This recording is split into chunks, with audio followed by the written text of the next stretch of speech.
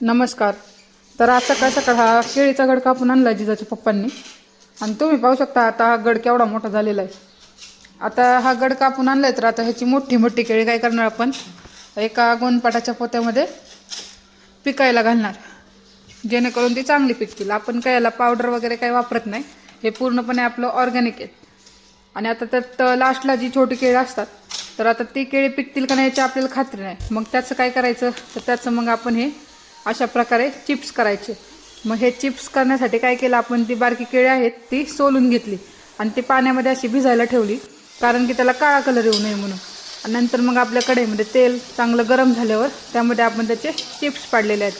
तर आता तुम्ही पाहू शकता आता ते चिप्स चांगले तळतात ते, आणि ते तळल्यानंतर आता हे चिप्स बघा तुम्ही पाहताय किती कुरकुरीत झालेले आहेत. आता हे कच्च्या केळीमुळे आपले हे चिप्स एकदम कुरकुरीत झालेले आहेत. आता नंतर त्याला आपण मसाला वगैरे लावून ते खाऊ शकतो.